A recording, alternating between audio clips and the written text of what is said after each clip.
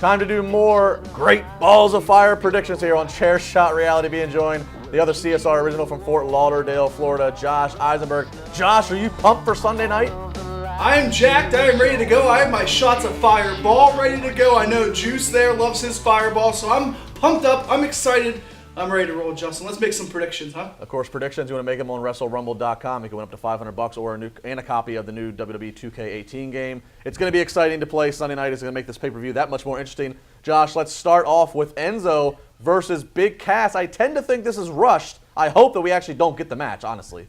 Yeah, I wrote about it this past week on WrestleZone. I said that I don't think this match actually happens. Enzo Amore has come back each week from beatings from Big Cass, so I'm wondering, why wouldn't they just script Enzo Amore off for 2 or 3 weeks? I mean, I miss you, LeBar, and I haven't been near you for months, but look what you can do with Enzo and Cass. I mean, you have Cass attack Enzo Amore either backstage or as he's cutting his promo, but not throw him off the stage once.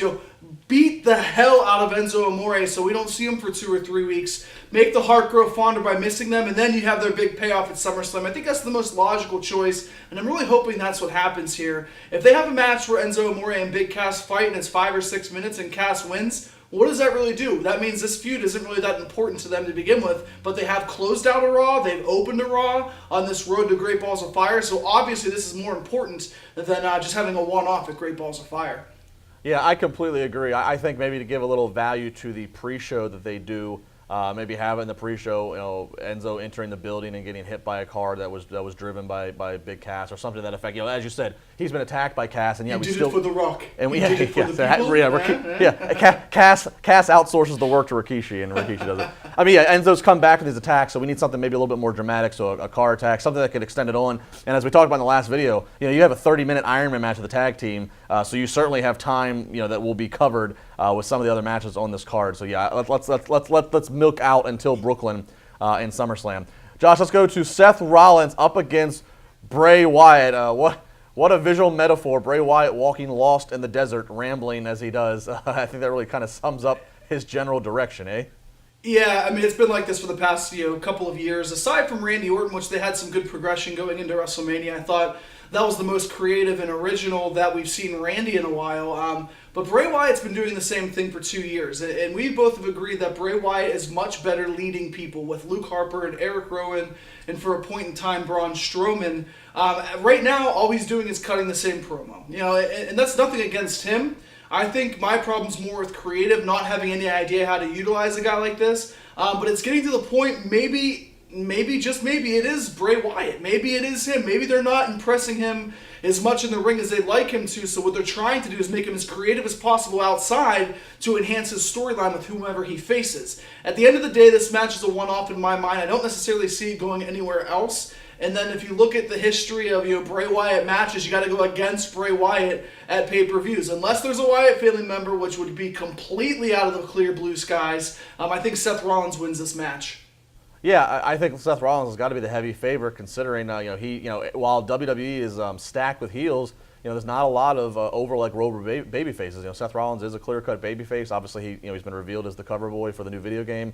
So a loss to a guy like Bray Wyatt just wouldn't seem fitting. But like you said, I wouldn't be mad about it if they got very creative and introduced a new follower, a new family member, but I just don't see it happening. Well, what about this, though, Justin? There is a guy that has had past relationships and feuds with these two guys, and Finn Balor, who's not on the card. I know he's with Elias Sampson right now, but is that really going to be anything that you're going to look forward to at SummerSlam? Is there a way that WWE can put Finn Balor involved in this match, even his music or even teasing the Demon King? It would fit with Bray Wyatt's character and his recent history last year with Seth Rollins. Well, it would be better than a straight-up 1-2-3 pin on Wyatt. Anything that kind of gives more layers and more intrigue to the booking, I'd be okay for. But yeah, Seth Rollins marking it down for Wrestle Rumble. And finally, the match that is headlining it all, Brock Lesnar defending that Universal title up against Samoa Joe. Josh, is there really any question about who wins this? I think it's got to be more about how does it go down. I would imagine that this match, as long as it's not a squash match, as long as it's not all offense by Brock in 90 seconds, that Joe's credibility is automatically increased just by going toe-to-toe with the Beast. It absolutely is, and I think Samoa Joe is the guy that's impressed everybody here. We know what Brock Lesnar's going to bring to the table. We know what Paul Heyman's going to bring to the table, but we didn't really know what Samoa Joe would do in a high-profile match like this. We've seen Samoa Joe's track history over the years competing with some of the best, but do you ever really remember a fantastic promo or a fantastic 2 or 3 week build-up where all of the stories and details were put on his shoulders? This is the first time that I can remember it, even going back to his TNA days and even further beyond that. I think Samoa Joe and Brock Lesnar, they need to go at least 17 to 20 minutes. I think I think so, Justin. And this is going to be the longest match. You're going to make Brock earn that money.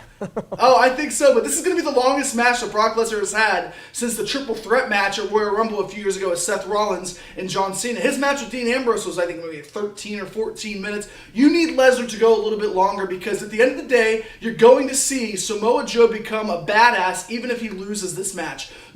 You don't need Samoa Joe to win. You want Samoa Joe to win because I think a lot of people are getting sick and tired of the part-time schedule of Brock Lesnar. His first title defense since winning it in April and only being on a few Raws here and there. You're going to build Brock Lesnar up to SummerSlam like you always do. He's going to ultimately probably drop it at SummerSlam, but people are yelling for Samoa Joe to be the champion. If anybody has deserved it more than Samoa Joe, it's Braun Strowman. Those are the top 2 guys I could think that should dethrone the Beast.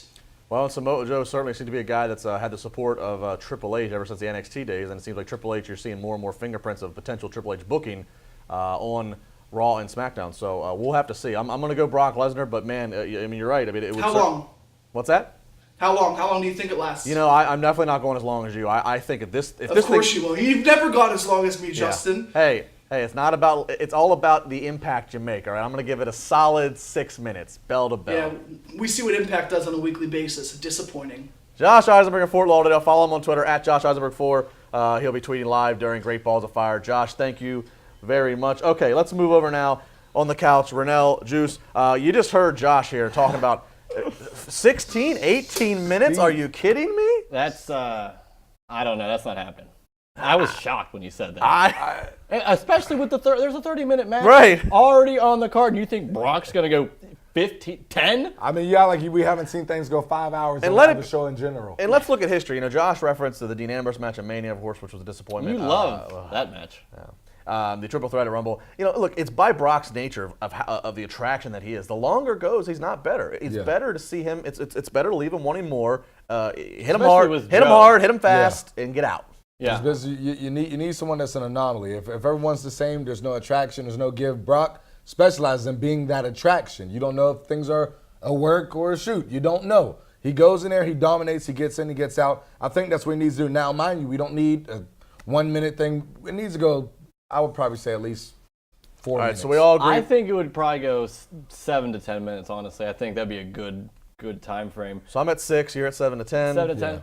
I don't see any way they do blood in this match.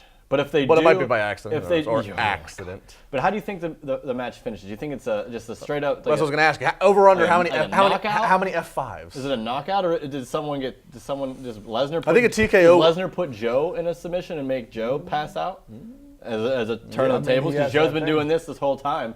And not to be repetitive of Renzo and Cass, but again, I would love to see, as we talked about last week, I'd love to see Joe just take it in the aisleway to Brock on the entrance. Well, he has to get it going because in the storyline way of things, he has to. He has to take him out of nowhere. You can't just be like, okay, wait for the bell to ring and then just get murdered by him.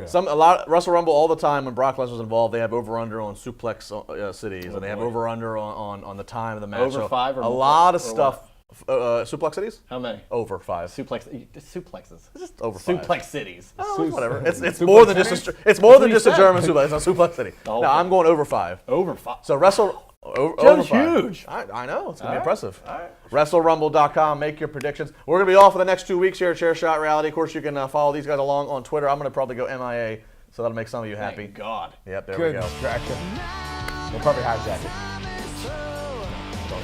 Don't even think about it. Enjoy Great Balls of Fire. Follow us along. We'll be live tweeting. We'll all have our reactions on Monday morning.